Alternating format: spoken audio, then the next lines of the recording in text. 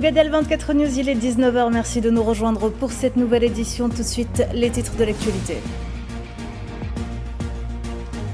Au sommaire de cette édition, plusieurs dizaines de civils palestiniens tombent en martyrs ce lundi. À Khan Younes, Deir el-Balah ou encore à Choujaïa, la mort est partout. Les Palestiniens continuent de creuser des tombes pour enterrer leurs proches. Et en cette saison de grande chaleur, les souffrances des déplacés palestiniens se multiplient sous leurs tentes avec un thermomètre qui avoisine les 40 degrés Celsius. La pénurie d'eau et l'insalubrité n'est pas pour arranger la situation.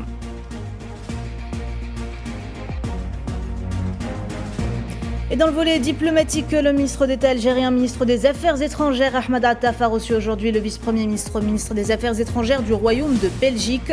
L'état des relations d'amitié et de coopération qui unissent les deux pays passés en revue. Les deux parties ont également échangé les vues et les analyses sur nombre de questions régionales et internationales d'actualité. Le Front Polisario appelle le peuple sahraoui à rester vigilant pour déjouer les plans de l'ennemi. Le secrétariat national condamne les positions de certains pays fondées sur la logique de marchandage avec l'occupation marocaine et renouvelant sa gratitude au gouvernement et au peuple algérien pour sa position historique et de principe en faveur de la juste cause du peuple sahraoui. Envoi d'armes et de munitions en Ukraine, le président américain refuse de commenter le nombre de systèmes patriotes qu'il prévoit d'envoyer. Une aide militaire qui serait remboursée par l'Union européenne selon le président Donald Trump.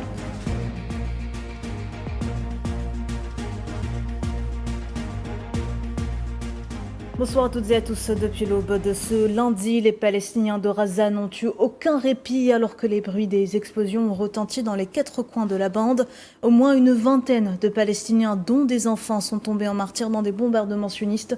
Selon l'agence de presse palestinienne Wafa, 10 Palestiniens ont été assassinés dans 3 raids des forces d'occupation sur différents quartiers de la ville de Gaza, tandis que 12 autres sont également tombés en martyrs dans des bombardements ayant ciblé le gouvernorat de Khan Younes au sud de l'enclave.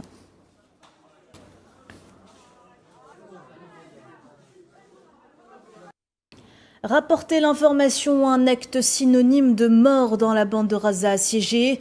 2 journalistes palestiniens sont tombés en martyrs dimanche dans des frappes aériennes menées par les forces d'occupation sionistes contre leur domicile, portant à 230 le nombre de professionnels des médias assassinés par l'occupation depuis octobre 2023. Il s'agissait du journaliste Hussam Al-Adlouni, assassiné avec sa femme et 3 de ses enfants au nord-ouest de Khan Younes, et du journaliste Fadi Khalifa, visé dans sa maison dans le quartier des Zaytoun, au sud-est de la ville de Gaza.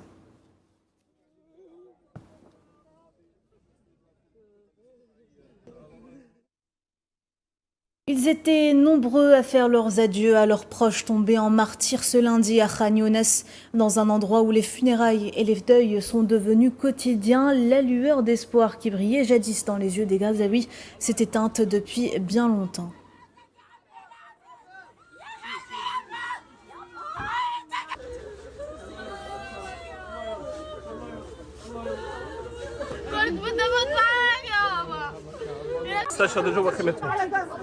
Ils sont tombés en martyrs dans leur tente. Il y séjournait avec sa femme et ses enfants. Ils ont pris la tente pour cible. Personne n'a survécu, sauf son fils aîné, Mohamed, qui remplissait de l'eau près de la tente. Les autres sont tombés en martyrs.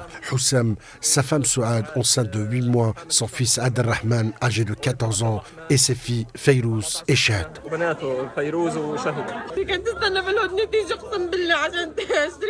Elle attendait la trêve, je le jure, pour acheter ses affaires.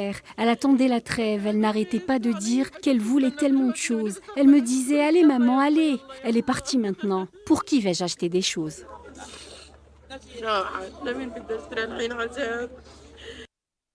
Des dizaines de bébés prématurés de l'hôpital Al-Shifa dans le nord de Gaza risquent de mourir alors que de graves pénuries de carburant et d'électricité paralysent les équipements médicaux vitaux.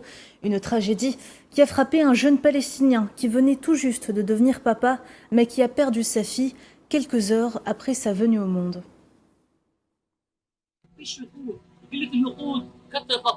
C'est le manque de carburant qui a tué ma fille. S'il y avait eu du carburant, elle serait encore en vie. Nous sommes juste assis sous la tente. Dites-moi, qu'a bien pu faire un enfant comme lui pour mériter ça?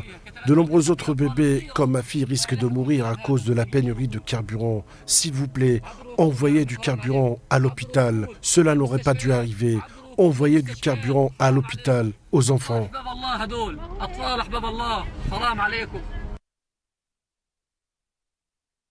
Abattu sur la bande de Gaza, exacerbant la crise humanitaire pour plus d'1,7 million de Palestiniens déplacés, déjà aux prises avec de graves pénuries de fournitures, de base et de soins médicaux.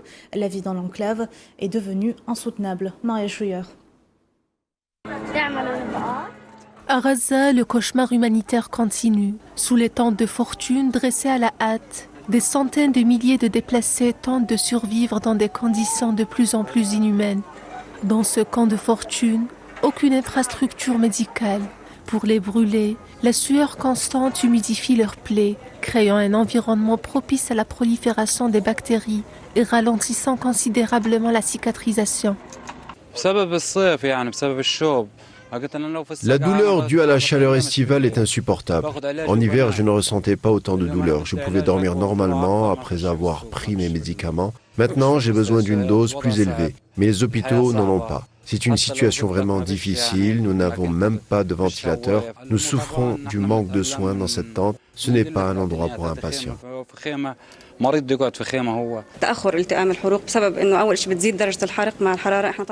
La chaleur estivale retarde la cicatrisation des brûlures. Nous conseillons aux patients d'éviter les sources de chaleur, mais sous les tentes, c'est impossible de les éviter. Nous faisons de notre mieux avec les moyens du bord, mais avec la fermeture des frontières, de nombreux outils essentiels sont tout simplement indisponibles. Tout comme les médicaments, l'ombre se fait rare. Les médecins alertent, mais la fermeture des frontières empêche toute amélioration. Les brûlés de Gaza essayent de survivre dans une souffrance que rien n'apaise. Je ressens une chaleur extrême aux pieds. Parfois, je les gratte au point de m'arracher la peau juste pour soulager la douleur. La tente est incroyablement chaude et comme vous pouvez le constater, elle est à peine assez grande pour moi et mes enfants. Dans les tentes de Gaza, la chaleur est plus qu'un climat hostile. Elle participe à l'intensification de la douleur qui consume lentement les plus vulnérables. Et qui dit chaleur dit besoin croissant en eau. Dans une enclave coupée du monde et privée de vivre chaque jour est une lutte acharnée pour la survie, en particulier lorsque l'eau, une ressource vitale, est très difficile d'accès. Résultat, la soif, le manque d'hygiène et l'insalubrité entraînent la propagation de maladies graves. Madame Senzitouni. Accompagné de ses 3 filles, Akram El-Manasra est allé chercher de l'eau. Sur 5 jerrycans vides, il n'a pu en remplir que 2. Ce Palestinien déplacé du quartier de Choujaïra, père de 9 enfants, est très affecté par la pénurie d'eau à Gaza, qui a atteint un niveau critique. Nous avons pris 5 récipients, nous en avons rempli que 2. Comment cela suffira-t-il pour 10 personnes, pour la douche, la lessive, la vaisselle et le lavage des couvertures? Cela fait 3 mois que nous n'avons pas lavé les couvertures. Il fait chaud et elles sentent mauvais. Nous cherchons de l'eau, mais en vain. Pénurie d'eau et insalubrité, des problèmes interconnectés qui affectent les Palestiniens dans la bande de Gaza. Ces problèmes entraînent de graves conséquences sur la santé des Gazaouis, surtout les enfants, comme c'est le cas pour les enfants de la famille Manasra. Il n'y a pas d'eau, nos enfants ont contracté la gale, il n'y a pas d'hôpitaux ni de médicaments. Nous exigeons de l'eau pour nous laver, donner à boire à nos enfants. L'eau potable est difficilement accessible. 1 fois par semaine, nous y avions accès. Nous n'avons pas d'eau potable car il y a trop de monde. Et comme moi, d'autres ont soif. Devant sa tante, Khaled, la femme d'Akram, lave son linge dans un seau. En mettant ses mains dans le seau d'eau, nous voyons une eau impropre. Cette eau que Khaled, comme tous les Gazaouis, est contrainte d'utiliser dans toutes ses tâches ménagères, ce qui accroît les risques de maladies. Ma fille était très malade à cause des boutons de chaleur et de la gale. J'ai consulté plusieurs médecins pour elle qui m'ont prescrit de nombreux médicaments. Hier, 2 de mes enfants avaient la diarrhée et des vomissements et l'autre avait de la fièvre et des infections à cause de l'eau sale. Les pénuries d'eau à Gaza s'aggravent ces dernières semaines. Une nouvelle tactique de guerre se met en place. L'entité sioniste bloque l'accès à l'eau en coupant l'électricité et le carburant. Chaque jour, les Palestiniens de Gaza signent leur arrêt de mort en allant chercher des aides alimentaires. Le piège sioniste consistant à ouvrir le feu sur les civils près des centres de distribution est bien connu. Néanmoins, le désespoir pousse les Palestiniens à bout. Ils savent qu'ils n'ont pas d'autre choix que de risquer leur vie pour un peu de farine. Sohila Kilal. Des sacs de farine sur la tête ou les épaules, ces Palestiniens traversent les ruines de Deir el-Balah pour retourner dans leur tente de fortune, heureux d'avoir apporté chez eux quelques kilos de tahine, farine en arabe, qui leur permettra de manger du pain et résister dans une enclave dévastée et torpillée par la famine. Ce qui nous a poussés à aller chercher la farine, c'est qu'il n'y avait rien à manger à la maison et nous avons des enfants. Nous pouvons supporter cela, mais pas les enfants. À Gaza, le périple pour obtenir un sac de farine n'est pas de tout repos, un parcours du combattant, sinueux et parsemé d'embûches, où la mort guette à tous les recoins. D'un côté, des Gazaouis endeuillés, épuisés et affamés par le plus violent et impitoyable des génocides du siècle. De l'autre, des soldats armés jusqu'aux dents qui s'amusent à tirer sur tout ce qui bouge. Au milieu, des aides humanitaires que les Palestiniens de Gaza sont prêts à payer au prix de leur vie pour nourrir leurs enfants. Nous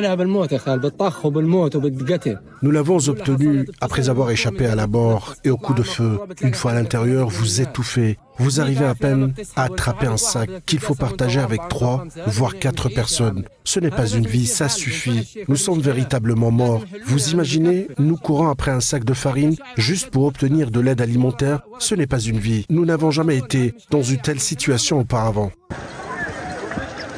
Le génocide sioniste ne s'est pas contenté d'utiliser la faim comme arme de guerre. La horde de Netanyahou a poussé le vice à son paroxysme en utilisant les aides humanitaires comme appât pour attirer les Palestiniens dans un guet-apens et finir dans un bain de sang. Sauf que les Palestiniens savent pertinemment le danger qui les guette, mais ils y vont quand même, non par naïveté, mais par témérité. Famine oblige. Dossier nucléaire, Téhéran n'écarte pas une reprise des pourparlers avec Washington. Ce lundi, le porte-parole du ministère iranien des Affaires étrangères, Ismail Baqai, a néanmoins précisé que pour l'instant, aucune date, heure ni lieu précis n'ont été fixés pour une rencontre. Pour l'instant, aucune date, heure ou lieu précis n'ont été fixés à ce sujet. Et en réponse à votre question concernant l'application de multiples médiateurs, je tiens à préciser que ce n'est pas le cas. Au cours des 3 ou 4 derniers mois, de nombreux pays amis ont tenté d'utiliser leur bonne volonté pour contribuer à résoudre le problème nucléaire et notre priorité absolue est la levée des sanctions oppressives. Ismail Baqai a par ailleurs insisté sur le fait que l'Iran réagira à toute réimposition de sanctions des Nations Unies concernant son programme nucléaire, sans donner plus de détails sur les actions que Téhéran pourrait entreprendre. La menace de recourir au mécanisme de retour à la normale est dépourvue de fondements juridiques et politiques et entraînera une réponse appropriée et proportionnée de la part de la République islamique d'Iran. Le processus diplomatique a été détourné de son objectif de coordination militaire. C'est inacceptable et nous devons veiller à ce que la diplomatie ne soit plus utilisée comme théâtre, comme simple spectateur. Renforcement des relations algéro-allemandes. Le ministre d'État algérien, ministre des Affaires étrangères, Ahmed Attaf, a reçu ce lundi au siège du ministère le vice-premier ministre, ministre des Affaires étrangères du Royaume de Belgique, Maxime Prévost, qui effectue une visite officielle en Algérie. À cette occasion, le ministre d'État a eu des entretiens en tête-à-tête avec son homologue belge, ayant permis de passer en revue l'état des relations d'amitié et de coopération qui unissent les deux pays et d'examiner également les moyens de les hisser à des niveaux supérieurs, convenant sur la nécessité de prendre des mesures concrètes à travers l'activation des mécanismes de suivi, à la révision du cadre juridique et l'encouragement de l'interaction entre les milieux d'affaires afin de saisir les opportunités de partenariat disponibles dans les domaines économiques comme les énergies renouvelables, les transports, les mines, les industries agroalimentaires et les produits pharmaceutiques.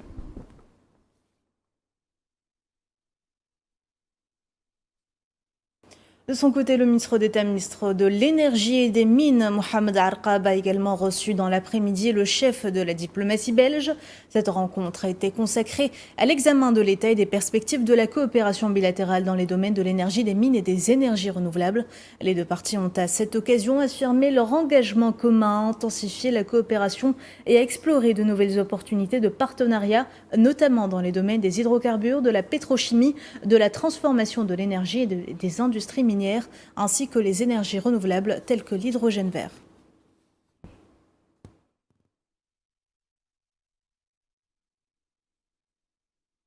Sahara occidental, le secrétariat national a appelé ce lundi le peuple sahraoui à la vigilance pour contrecarrer les complots et les plans de l'ennemi. Dans un communiqué concluant les travaux de sa 7e session ordinaire, ce dernier a lancé un appel au peuple sahraoui dans son ensemble à s'accrocher à la corde de l'unité nationale afin d'élever le niveau de performance sur tous les fronts et d'assurer le succès des grandes revendications nationales à venir sous la direction du Front Polisario jusqu'à ce que les pleins droits à la liberté et à l'indépendance soient arrachés.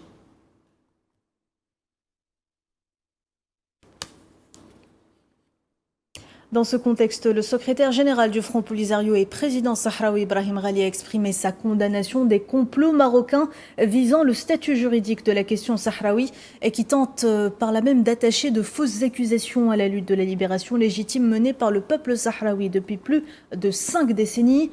Des déclarations qui interviennent dans le cadre d'une campagne frénétique dans laquelle l'État occupant marocain s'appuie sur la corruption, le recrutement de lobbies rémunérés et une confrontation désespérée avec les décisions et les jugements des organisations et tribunaux internationaux qui ne reconnaissent aucune souveraineté marocaine sur le Sahara occidental.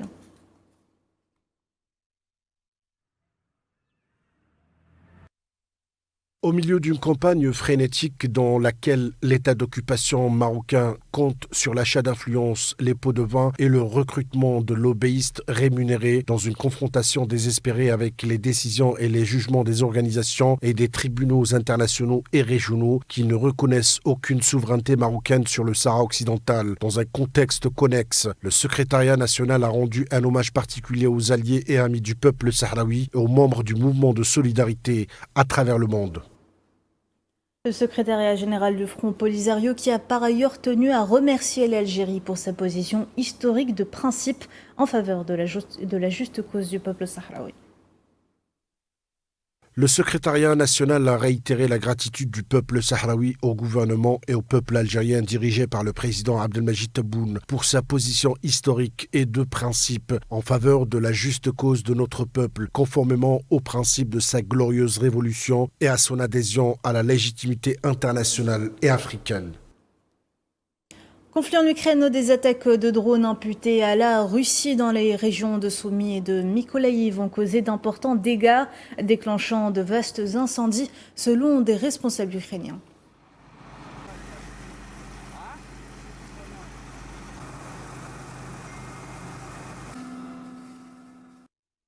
Les troupes russes qui continuent leur avancée sur le terrain. Dans son rapport quotidien, le ministère russe de la Défense a déclaré que ses forces avaient repris le contrôle de plusieurs villages entre hier et aujourd'hui, faisant référence aux villages de Myrne et de Mykolaïv dans la province de Donetsk et de Malinivka dans la province de Zaporizhia, ainsi qu'un autre village, celui de Mayak.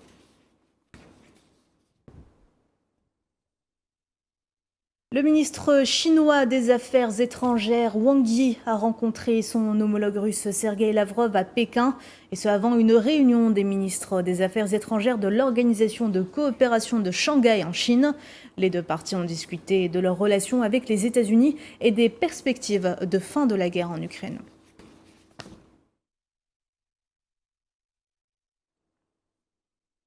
Et de son côté, le président ukrainien Volodymyr Zelensky a rencontré ce lundi l'envoyé spécial américain Keith Kellogg en visite à Kiev pour discuter de la coopération militaire, des sanctions contre la Russie et du soutien des États-Unis à la défense de l'Ukraine.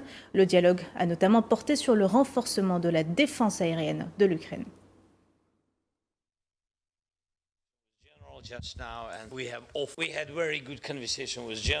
Nous nous réunissons régulièrement avec vous et votre équipe et nous la remercions également d'être venue à Kiev. Nous remercions le président Trump pour tous ses messages et ses décisions très fermes concernant la reprise des livraisons ainsi que pour son soutien bipartisan. Nous avons bien sûr eu d'excellentes conversations à La Haye avec le président ainsi qu'au téléphone. Nous avons pris des décisions très positives pour les deux pays et il y a quelques instants, nous avons parlé de la défense aérienne avec le général. Just now we spoke about air defense with General. Et alors que les relations entre Washington et Kiev restent tendues, le président Donald Trump a tout de même promis ce lundi d'envoyer à l'Ukraine des systèmes de défense anti-aérienne Patriot dont ils ont, selon le président américain, je cite, désespérément besoin.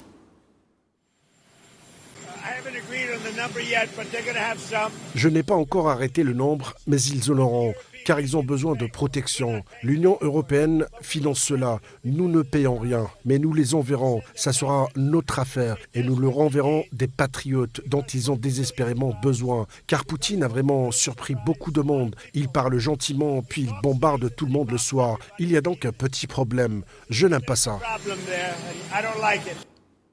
Suite à ces déclarations, le Kremlin a réagi, déclarant que le point principal des propos du président américain Donald Trump sur la fourniture de missiles de défense aérienne Patriot à l'Ukraine était le fait que les livraisons d'armes et de munitions américaines à Kiev se poursuivaient toujours, éloignant par conséquent les perspectives d'un accord de paix prochain.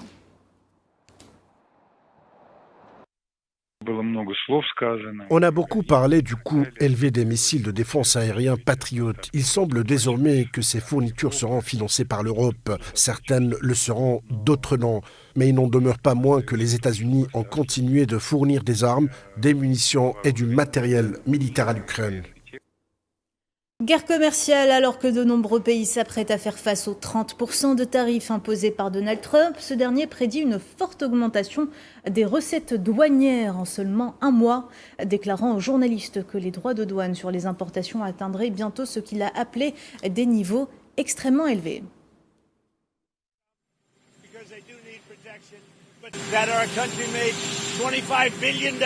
Notre pays a gagné 25 milliards de dollars le mois dernier, 25 milliards. Cela faisait longtemps qu'il n'avait pas fait pareil. Et cela est dû en grande partie à une bonne gestion d'abord et peut-être plus important encore aux droits de douane qui s'accumulent. Les droits de douane atteignent des niveaux jamais vus auparavant et ils ne font que commencer. C'est une petite partie. Cela concerne principalement les voitures, l'aluminium, l'acier et un peu le bois d'œuvre, mais ils commenceront vraiment dans une semaine environ, et puis dans environ un mois, ils atteindront des niveaux extrêmement élevés. À ce propos, le commissaire européen au commerce, Maroš Šefčovič, a déclaré ce lundi que les tarifs de 30% que le président américain a menacé d'imposer à l'UE élimineraient pratiquement le commerce bilatéral, ajoutant néanmoins que l'Union européenne et les États-Unis étaient sur le point de parvenir à un résultat positif pour les deux parties dans leurs négociations commerciales.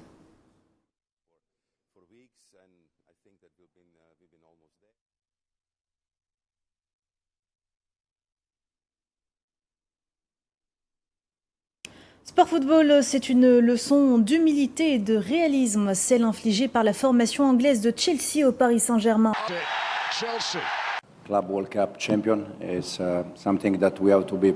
Être champion de la Coupe du Monde des clubs, c'est une fierté. Nous sommes très heureux, surtout contre le PSG. Comme je l'ai dit il y a 2 jours en conférence de presse, je les considère comme la meilleure équipe du monde, avec l'un des meilleurs entraîneurs du monde et des joueurs fantastiques. Aujourd'hui, c'est un exploit exceptionnel. En général, je pense que ce tournoi est né du besoin de déterminer quelle était la meilleure équipe du monde. Je trouve que c'est un format intéressant et qu'il peut devenir une compétition de très haut niveau. Nous n'avons pas eu l'occasion de la gagner car une équipe était meilleure en finale et il n'y a pas grand-chose à ajouter. Voilà, madame, monsieur, c'est la fin de ce journal. Merci de l'avoir suivi. Vous pouvez revoir ce programme sur nos réseaux sociaux ou bien en scannant le QR code qui s'affiche en bas de votre écran. L'actu continue sur Al24 News. À demain.